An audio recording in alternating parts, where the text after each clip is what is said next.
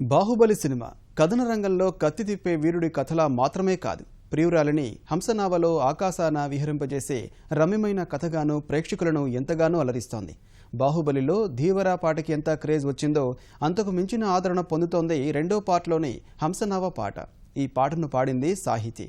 అంతకుముందు చాలా పాటలు పాడిన సాహితీకి బాహుబలి అవకాశం రావడం గుర్తింపు తెచ్చింది. సాహితీకి అసలు ఈ అవకాశం ఎలా వచ్చింది, సాహితీ సోనీగా ఎలా మారిందనే విశేషాలు ఆమె మాటల్లోనే విందాం. చిన్న పెద్ద అని తేడా లేకుండా ప్రతి ఒక్కరిని తన మాన్యాల్లో ముంచేస్తున్న సినిమా బాహుబలి. 2 పార్ట్లుగా విడుదలైన ఈ సినిమా ప్రతి ఒక్కరిని ఎంతగానో అలరిస్తోంది. ఇక ఇటీవల విడుదలైన బాహుబలి పార్ట్ 2లో హంసనావా సాంగ్ మరింతగానో ఆకర్షిస్తుంది. మరి ఈ పాటను పాడింది ఎవరో తెలుసా? మన హైదరాబాదీ అమ్మాయి సాహితీ. అయితే బాహుబలితో సాహితీ కాస్త సోనీగా మారింది. అసలు సాహితీ సోనీగా ఎలా మారింది, ఎందుకు మారాల్సి వచ్చింది అండ్ తన సినీ ప్రస్థానం ఎలా ప్రారంభమైన విషయాల్ని ఆవిడ మాటలో తెలుసుకుందాం. హలో సాహితీ, ఫస్ట్ ఆఫ్ ఆల్ కంగ్రాచులేషన్స్. నువ్వు పాడిన ఈ పాట ఎంతో మందికి నచ్చింది. సో ఎలా అనిపిస్తుంది? Thank you so much. And నాకు చాలా హ్యాపీగా ఉంది, చాలా థ్రిల్లింగ్గా ఉంది. ఇంకా థ్రిల్ నుంచి ఇంకా బయటకు రాలేదు.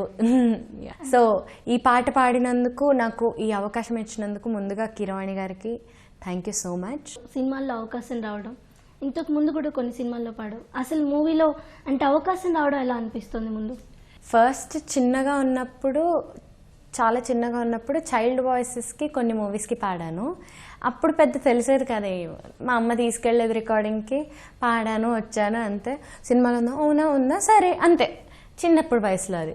కానీ ఇప్పుడు ఎలా అయిపోయిందంటే, ఇప్పుడు తెలిసి వస్తుంది. అప్పుడు సినిమాల్లోకి తీసుకెళ్ళి, రికార్డింగ్స్కి తీసుకెళ్ళి సినిమాకి పాడించి ఇదంతా చేసిన వాల్యూ ఇప్పుడు తెలుస్తుంది నాకు. అండ్ సినిమాల్లో పాడడం is a very big blessing. నాకు చాలా అదృష్టంగా భావిస్తున్నాను. చిన్నపిల్లల వాయిస్ కోసం తీసుకున్నారు అని చెప్పు. ఏ వయసు నుంచి నువ్వు అసలు సినిమాలో పాటలు పాడడం ప్రారంభించావు?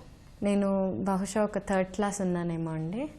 సో 3rd క్లాస్లో అలా పాడాను. నేను మనోరమ అనే మూవీకి హైదరాబాద్ అంటేనే పానీపూరి అని ఒక పాట, అండ్ దెన్ అందులో చైల్డ్ వాయిస్. అండ్ రాజన్న అనే మూవీలో రారి రోరేలా అనే పాటలో చైల్డ్ వాయిస్. అండ్ వరుడులో 5 రోజుల పెళ్ళి.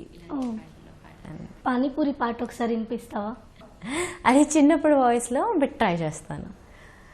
హైదరాబాద్ అంటేనే పానీపూరి, మన చాటును మించింది లేదు రోరి, లష్కరు పట్నంలో ఉన్నోళ్ళంతా చేరి తిననీకి వస్తారు నోరూరి. So nice. సో అసలు అంటే నువ్వు కర్ణాటక సంగీతం నేర్చుకున్నావు, హిందుస్థానీ సంగీతం నేర్చుకున్నావు. ఏ వయసు నుంచి స్టార్ట్ చేసావు ఈ సంగీతం నేర్చుకోవడం? ఎలా ఇంట్రెస్ట్ వచ్చింది? ముందుగా మా నాన్నగారు లిటిల్ మ్యూజిషియన్స్ అకాడమీ అనేది నేను పుట్టిన ఇయర్లోనే స్థాపించారు, 1998లో. సో అప్పటి నుంచి ఆ ఎన్వైరన్మెంట్లో ఉంటూ ఉన్నాను. పాటలు పాడాలంటే వాయిస్ని చాలా జాగ్రత్తగా కాపాడుకోవాలి, చాలా సాక్రిఫైస్ చేయాలి. మరి అలా నువ్వేం చేస్తున్నావు?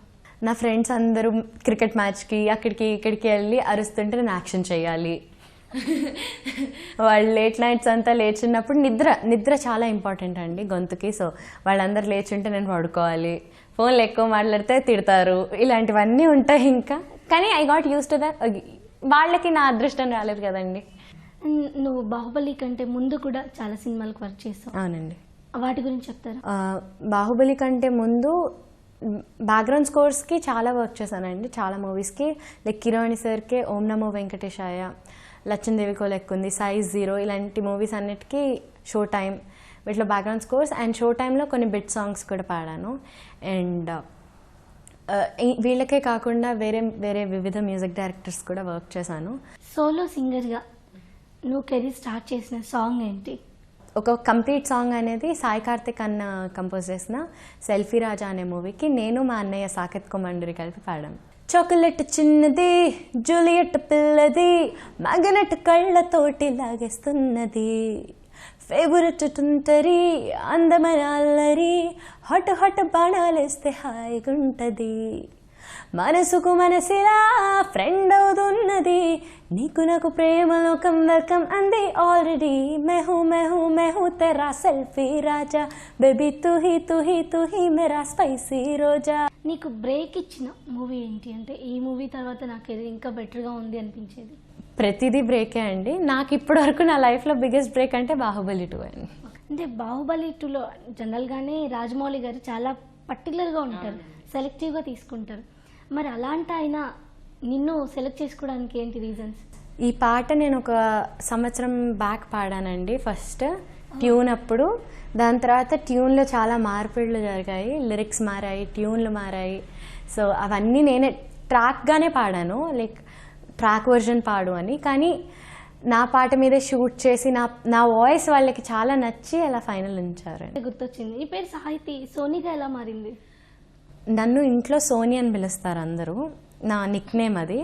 సో మా ఇంట్లో వాళ్ళు సింగర్స్, మ్యూజిషియన్స్ వాళ్ళందరూ నా ఫ్యామిలీ మెంబర్స్ లాగే ఉంటారు కాబట్టి వాళ్ళందరూ సోనీ సోనీ అని పిలవడం స్టార్ట్ అయ్యి అలా పాకి కిరణ్ సార్ కూడా నార్మల్గా ఎవరైనా రిఫర్ చేస్తారు, సార్ సోనీ పాడండి సార్, సార్ సోనీని ట్రై చేయొచ్చు సార్, ఇలా రెఫరెన్స్ వల్ల ఆయనకి సోనీగానే రిజిస్టర్ అయింది. And one more thing is సాహితీ అని ఇంకా 2-3 సింగర్స్ ఉన్నారండి మన ఇండస్ట్రీలోనే, తెలుగు ఇండస్ట్రీలోనే. సో నాకు కామెడీ ఏంటంటే ఇంకొక సాహితీ పాడిన పాటకి నాకు కాంప్లిమెంట్స్ వచ్చాయి, తనకి నేను పాడిన పాటలకి కాంప్లిమెంట్స్ వచ్చాయి. సో ఆ కన్ఫ్యూజన్ కూడా ఉండకుండా ఉంటుందని చెప్పి కిరణ్ సార్ షో టైమ్ అనే మూవీ నుండి సోనీ అనే పెడుతున్నారు. So I like that way. So screen name సోనీగా నేను కూడా ఫిక్స్ అయ్యాను. మీరు పాడిన పాటల్లో మీకు బాగా నచ్చే సాంగ్ ఏంటి? 5 రోజుల పెళ్ళి అమ్మంటి పెళ్ళి, తొలి చూపులే లేని తెలుగింటి పెళ్ళి, వరుడు కోరిన పెళ్ళి రామయ్య పెళ్ళి, వధువు ఎవరో కాదు సీతమ్మ తల్లి, ఆకాశ పందిళ్ళు భూలోక సందళ్ళు, శ్రీరస్తు పెళ్ళిళ్ళు శుభమస్తు నూరేళ్ళు. హంసనావా సాంగ్ కూడా చాలా మందికి నచ్చింది, మరి ఆ సాంగ్ ఒకసారి. ఓరోరి రాజా విరాధి వీరా, ఓరోరి రాజా విరాధి వీరా, నీతోనే నేను ఉండిపోనా, ఎందాక నువ్వు వెళ్ళాలి అన్న అందాక నేను కూడా రానా, హాయైన హంసనావలోనా నీ గాలి సోకుతుంటే పైన, మెచ్చిందిలే దేవసేన నానా నానా నానా నానా నానా నానా నానా నానా. చదువుకుంటున్నారు, ఇటువైపు సంగీతం, మూవీస్ కంటిన్యూ అవుతున్నాయి. నేను BA mass comm and journalism చేస్తున్నాను. సో ఇప్పుడు BA అయ్యాక MA కూడా చేసి దాని తర్వాత PhD కూడా చేస్తాను అని అనుకుంటున్నాను. సంగీతం నేర్చుకుంటుంటే ఆ కాన్సన్ట్రేషన్ వల్లనో ఏంటో మరి చదువు కొంచెం ఈజీగానే అనిపిస్తుందండి. ఫ్యూచర్లో ఒక సింగర్ కమ్ జర్నలిస్ట్ని చూడొచ్చా మేము కూడా నీలో? ఏమో శివయ్య ఏటంటాడో మాకేం తెలుసు. ఓకే. అండ్ మీరు పాడిన పాటలు కాకుండా వేరే సింగర్స్ కూడా ఉంటారు, వాళ్ళల్లో మీకు మోటివేషన్ ఇచ్చే సింగర్ ఎవరు, అంటే మీకు రోల్ మోడల్లా అనిపించే సింగర్ ఎవరు? అండ్ మీకు నచ్చే పాట మీవి కాకుండా వేరే వాళ్ళే మీకు నచ్చే సాంగ్ ఏంటి? రోల్ మోడల్ అంటే నాకు ఒక్కరు కాదండి, వాళ్ళందరూ కలిపి ఒక రోల్ మోడల్. బాలు గారు, ఘంటసాల గారు, సుశీలమ్మ, వాణిజ్యరం గారు, శైలజ గారు, చిత్ర గారు, అలా లిస్ట్ చెప్తూ ఉంటే ఈరోజు సరిపోదేమో అండి.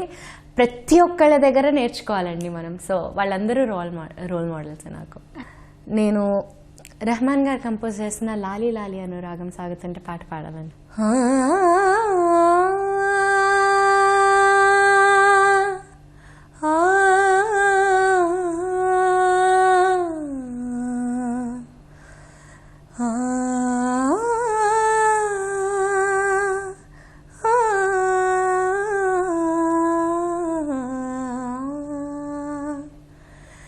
లాలీ లాలీ అనురాగం సాగుతుంటే ఎవరు నిదురపోరే,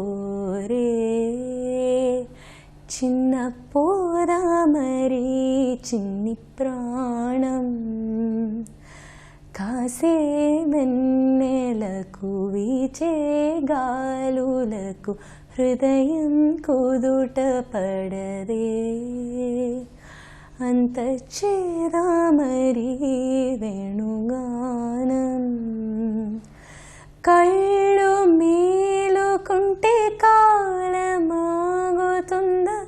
భారమైన మనసా ఆ పగటి బాధలన్నీ మరచిపోవుటకు ఉంది కాదై ఏకాంత వేళ లాలి లాలి అను రాగం సాగుతుంటే ఎవరు నిదురపోరే చిన్న పోదామరి చిన్ని ప్రాణం. Congratulations once again. Thank you so much అండి. ఈటీవీ ప్రేక్షకులందరికీ థ్యాంక్ యూ సో మచ్.